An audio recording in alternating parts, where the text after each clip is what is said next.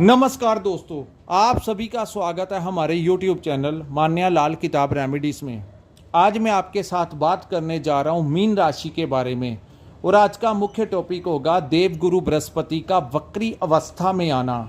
जी हाँ दोस्तों, गुरु जो हैं वो इस समय वृषभ राशि में चल रहे हैं और जैसे ही 9 अक्टूबर 2024 का टाइम आया वो वृषभ राशि में वक्री अवस्था में आ गए और ये 4 फरवरी 2025 यानी कि 119 दिन तक वक्री ही रहेंगे।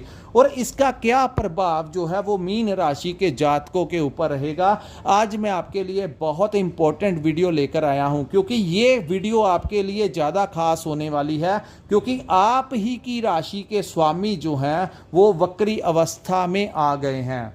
जिस प्रकार शनि, राहु, केतु, चंद्र, शुक्र, मंगल के अपने अपने अधिकार क्षेत्र हैं, इसी प्रकार दोस्तों देवगुरु बृहस्पति जो हैं इनको ज्ञान का कारक कहा गया है और धन का भी कारक कहा गया है। सही मायने में अगर जो ग्रह आपके पास धन की सेविंग करवाता है, आपका बैंक बैलेंस बढ़वाता है और आपको अपने पूर्वजों की प्रॉपर्टी दिलाता है, वो गुरु ग्रह ही हैं, जो आपको अध्यात्मकता की तरफ डीप नॉलेज किसी भी सब्जेक्ट के बारे में अगर डिटेल में अगर कोई लेके जाता है तो आपको गुरु ही वो ऐसे ग्रह हैं जो आपको बहुत आगे तक लेकर जाते हैं और लोग आपसे प्रभावित होते हैं।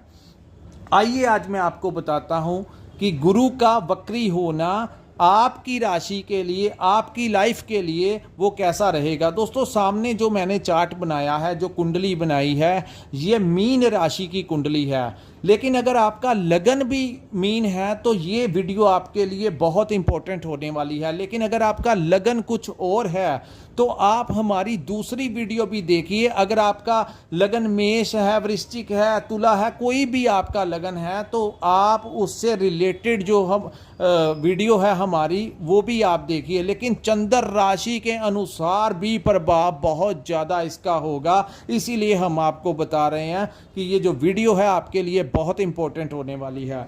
तो दोस्तों यहाँ पर क्या होगा, गुरु बृहस्पति एक ऐसे ग्रह हैं जब ये वक्री अवस्था में आते हैं तो बहुत सारे फायदे भी दे जाते हैं। गुरु ही एक ऐसे ग्रह हैं जिस भाव में बैठते हैं उस भाव के रिजल्टों को खराब कर देते हैं और वहां पर बैठकर जिन भावों के ऊपर दृष्टियां डालते हैं उन भावों से रिलेटेड जो परिणाम होते हैं उनको अच्छा कर देते हैं।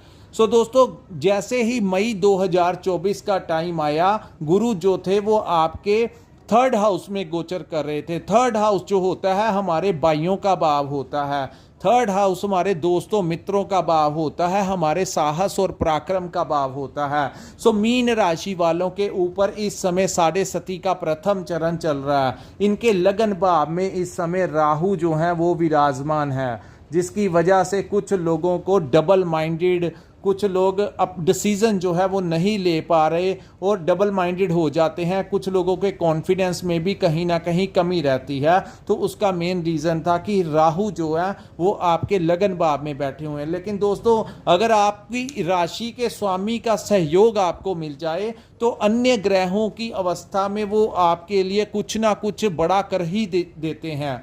क्योंकि अगर आपको अपनी फैमिली के हेड ऑफ द फैमिली की सपोर्ट अगर आपको मिल जाए तो आपके ऊपर कैसे भी दिन चल रहे हो, लेकिन अगर आपको अपने फादर की सपोर्ट मिल जाए, आपके ग्रैंडफादर की सपोर्ट मिल जाए तो आपके बुरे दिनों में से बहुत ज़्यादा फायदा या उनका जो घटनाएं आपके साथ घटित हो रही होती हैं उनका प्रभाव कम हो जाता है, क्योंकि आपको मेंटली सपोर्ट भी मिल जाता है और फाइनेंशियली सपोर्ट भी मिल जाता है, यानी कि आपको एक बहुत बड़ा शेल्टर मिल जाता है।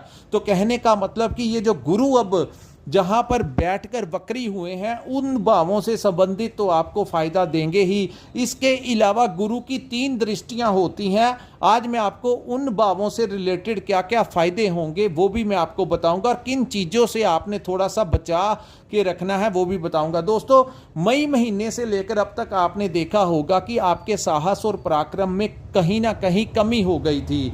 अगर आप अपना व्यापार करते हैं तो वहाँ पर भी आप परफॉर्मेंस जो है वो बेस्ट नहीं दे पा रहे थे, और अगर आप कहीं पर नौकरी कर रहे हैं वहाँ पर भी सर्कमस्टेंसेस जो हैं जैसा आप चाहते थे वैसे नहीं हो पा रहे थे, क्योंकि गुरु जो थे कहीं ना कहीं आपके साहस और पराक्रम को कम कर रहे थे। इस भाव को अपने दोस्तों मित्रों का भी भाव कहा जाता है। तो यहाँ पर वो आपको किसी दोस्त मित्र की सपोर्ट नहीं दिला रहे थे, इस भाव को भाई बहनों का भाव कहा जाता है। तो भाई बहनों से भी आपको सपोर्ट नहीं मिल रहा था, उल्टा आपके उनके साथ रिलेशन भी कुछ लोगों के खराब हो रहे थे। लेकिन दोस्तों यहाँ पर अब जो परिस्थितियां हैं 119 दिन के लिए एक बहुत बड़ा बदलाव जो है वो मीन राशि के ऊपर देखने को मिलेगा। यहाँ पर वो सारी स्थितियां जो हैं वो आपके फेवर में आ जाएंगी। अब जाकर आपको अपने भाई बहनों का भी सहयोग मिलेगा, और आपके किसी दोस्त मित्र की वजह से भी आपको कोई नया काम मिल सकता है, कोई पुराना डूबा हुआ धन आपको वापस मिल सकता है, या कोई ना कोई नया रास्ता आपको इन्हीं लोगों की मदद से जो है वो मिलेगा। दोस्तों यहाँ पर क्या होगा, जो अगर आप कुछ प्लान करेंगे तो चाहे वो काम आपका ना हो, लेकिन अचानक से अगर आपको कोई साहस करेंगे तो वो काम जो है वो गुरु आपका करवा देंगे, क्योंकि प्लानिंग के भाव में जो फर्स्ट हाउस होता है उसमें राहु बैठे हुए हैं, तो इनका भी अपना प्रभाव होगा। लेकिन गुरु जो है वो साहस के भाव में फायदा देंगे, तो साहस करने से कोई रास्ता निकल आएगा, कोई बिजनेस में फायदा हो जाएगा, कुछ ना कुछ आपके लिए फायदेमंद होगा। लेकिन अगर आप प्लान करेंगे तो शायद उसमें कहीं ना कहीं कमी रह जाए। सो अचानक से बनती हुई स्थितियां जो हैं वो आपका कोई बड़ा फायदा जो है वो यहां पर करेंगी। यहां पर दोस्तों आपकी बड़े बड़े लोगों से जान पहचान हो सकती है, उनके साथ बैठने का आपको टाइम मिलेगा, और ये पॉजिटिवली एक बहुत बड़ा चेंज होगा कि क्योंकि ये जो लिंक निकलेंगे आपके उन लोगों से, वो आपको कोई ना कोई आपके लिए आर्थिक स्थितियां आपका कोई ना कोई बड़ा फायदा करने वाले होंगे। उसके बाद दोस्तों गुरु की एक दृष्टि जो है वो आपके उनकी पंचम दृष्टि जो है वो आपके 7th हाउस के ऊपर पड़ेगी, जिसको हमारे पार्टनरशिप का भाव कहा जाता है। तो अभी तक क्या हो रहा था, कुछ लोगों को पार्टनरशिप में समस्याएं आ रही थी, कुछ लोगों को मैरिड लाइफ में समस्याएं आई, कुछ की लव लाइफ को स्पॉइल कर रहे थे, क्योंकि यहाँ पर केतु बैठे हुए थे और राहु की दृष्टि भी इस भाव के ऊपर थी, जिसकी वजह से कुछ लोगों के उतार चढ़ाव जो है उनका सामना करना पड़ा।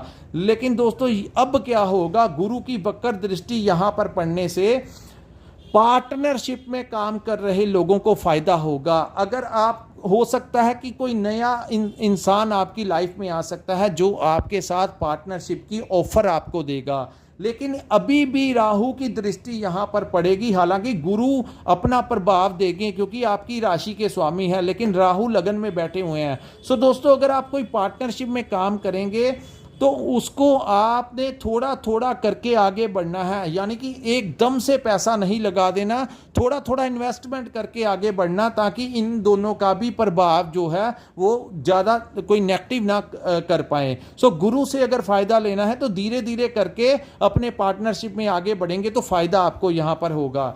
यहाँ पर आपके विवाह के योग भी जो हैं वो बनते हुए नज़र आ रहे हैं। जिन लोगों की उम्र हो चुकी है उनकी शादी का प्रस्ताव एकदम से आपके घर में आ सकता है, या जो लोग लव लाइफ में हैं अचानक से ऐसी स्थितियां बनेगी कि उनके विवाह के योग जो हैं वो मीन राशि के जातकों के बनेंगे।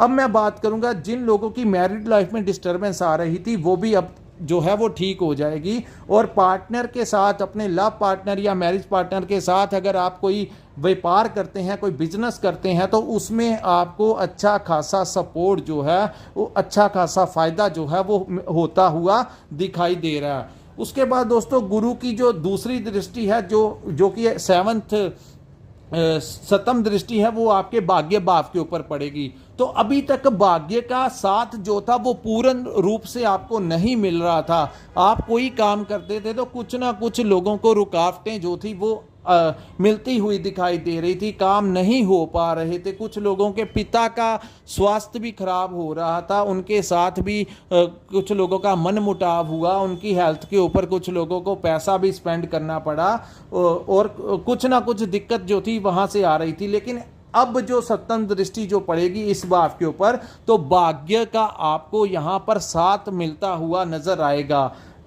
हालांकि आपके इस भाव के स्वामी जो है वो नीच राशि में चले जाएंगे, मंगल जो कि कर्क में जाएंगे, तो फिर भी गुरु जो हैं वो आपको यहाँ पर भरपूर फायदा जो है देंगे। आपको पिता के साथ संबंध अच्छे बनेंगे, आपको अपने पिता से कोई बहुत बड़ी कोई प्रॉपर्टी में मिल सकती है, कोई फाइनेंशियल आपको फ़ायदा हो सकता है, आपको अपने पिता का आशीर्वाद मिलेगा, उनके द्वारा आपका मार्गदर्शन किया जाएगा, जिससे आपकी लाइफ जो है वो उसमें से जो परेशानियां आ रही थी उससे आप बाहर निकलते हुए जो है नज़र आएंगे और कोई ज़िंदगी का कोई नया रास्ता जो है वो आपके लिए खुलने जा रहा है। तो यहाँ पर भाग्य का आपको साथ मिलेगा। इस समय अध्यात्मकता की तरफ भी आपका झुकाव हो सकता है, क्योंकि जो 9th हाउस होता है वो स्पिरिचुअल का भाव होता है। तो कुछ ना कुछ लोग जो हैं वो गुरु धारणा कर सकते हैं, कोई नाम दक्षिणा ले सकते हैं, कुछ लोग मेडिटेशन में अपने आप को इन्वॉल्व कर सकते हैं। आप किसी भी धर्म से रिलेटेड करते हो, आपके अंदर धार्मिक प्रवृत्ति जो है वो बढ़ने वाली है, यानी ईश्वर के, भगवान के अंदर विश्वास जो है इस समय मीन राशि का बड़ा चढ़ा रहेगा।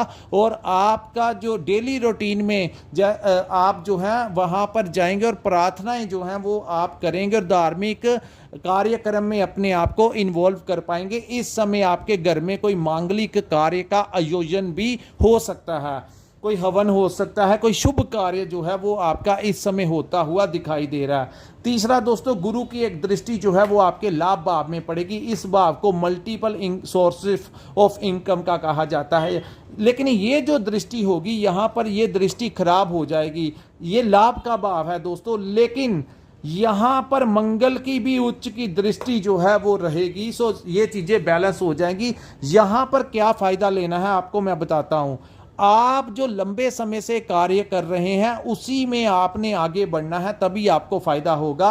एकदम से अपने बिजनेस को चेंज मत कर देना, एकदम से अपनी नौकरी ना छोड़ देना, वहां पर आपको लॉस करवा देंगे। सो कोई बहुत बड़ा बदलाव जो है वो आपने नहीं करना, जिससे कि आपको कोई फ़ायदा नहीं होगा, उल्टा वहाँ पर वो आपका नुकसान ना करवा दें। सो यहाँ पर आपके लिए सबसे बेहतर बात यही रहेगी कि लंबे समय से जो कार्य आप कर रहे हैं, जो व्यापार आप कर रहे हैं, उसी में आपका साहस जो है वो उसमें ज़्यादा एनर्जी डालिए, उसी से आपको फ़ायदा होगा। और जहाँ पर आप नौकरी कर रहे हैं वहाँ पर ही आपको अपने आप की कमियों को दूर करते हुए अपने आप को आगे बढ़ाना है, उसी फील्ड में आपको फ़ायदा होगा। अगर आप नौकरी ही बदल लेंगे तो हो सकता है कि अचानक से आपका नुकसान हो जाए और आपको बाद में नौकरी ना मिले, या वहाँ पर भी हालात जो हैं वो आपके अच्छे ना हो। सो कुल मिलाकर देखा जाए तो पहले से काफ़ी हद तक बेहतर रिजल्ट जो हैं वो आपको मिलने वाले हैं और आपने चेंज होगा, बड़ा फेवर आपका करेगा, हर काम में आपको भाग्य का भी साथ मिलेगा। लेकिन उन्हीं कार्यों को करना है जो लंबे समय से कर रहे हो, अचानक से ट्रैक से भटकना नहीं है। यही था दोस्तों मीन राशि वालों के लिए गुरु के वक्री होने का कैसा प्रभाव रहेगा।